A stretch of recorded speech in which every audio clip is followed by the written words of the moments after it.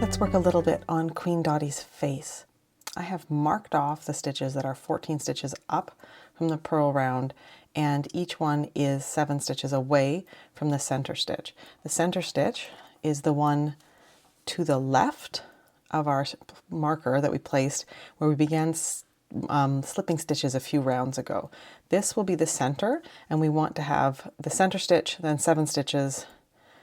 The 7th is the eye, the center stitch, then count 7, the 7th is the eye. That way things are going to look like the pattern. If you want to do something different, obviously you can do something different, but I'm just giving you the information you need to produce what I produced. So safety eyes have the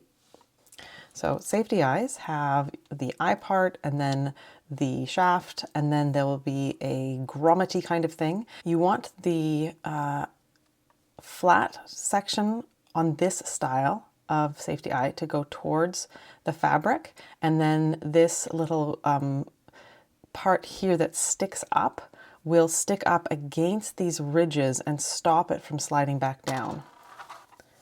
So the trick, of course, with marking a stitch is that you would want to take the marker out without losing track of that stitch. So what you could do is then just mark one below it if you think you might get like visually distracted. What I'm going to do now is I'm going to go into the center of that stitch. So here's my V, and I'm just going to push the safety eye through that stitch, forcing its way in. I'm going to take that removable stitch marker away now. And then we just place this here, and using my thumbs, I'm just going to push it towards the fabric. Be aware that once the first click has happened, you can never use this again. As far as I'm aware, it's permanent. You might be able to cut it off, but you'd need a new eye. So there we go. I've pinched it down and it is nice and secure. There we are. Then I'll do the same thing on the other eye. All right, so now to do the mouth.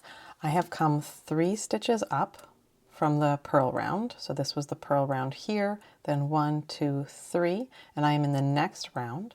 I have come up to the left of this center stitch here as marked by the slipped stitches. So I've come up to the left of it. All right. And what I'm going to do now is I'm going to use back stitch. I'm going to do 3 flat stitches wide, and then we'll do an angled stitch. So I'm to the left of the center stitch. So this is the center of my V. So I'm actually going to go to the left,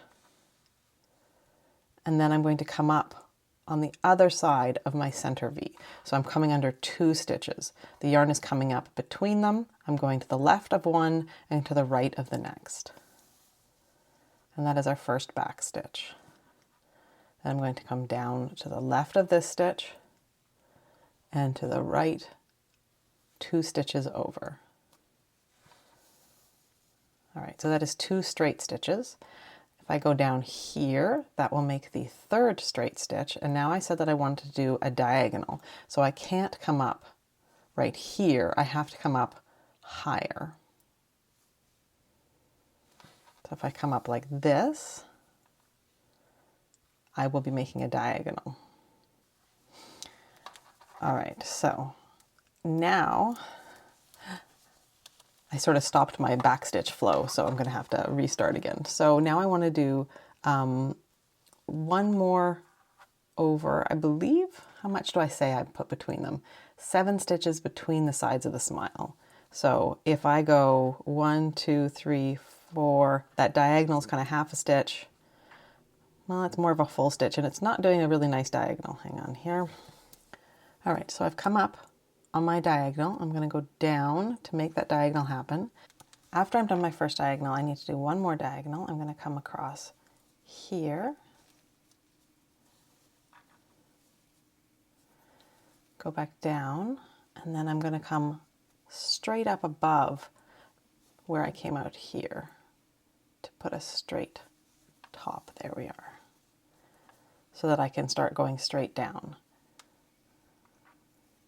So I'm going to go straight down, and I'm going to do another straight one straight above it. So I'm going to come up above come down. So it's 3 straight, 2 diagonal, 2 straight. And I got to come over here with that to get ready to do my next diagonal. So there we go. And then diagonal, then one more diagonal.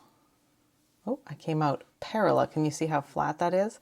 So I've got to put my needle down and come up higher.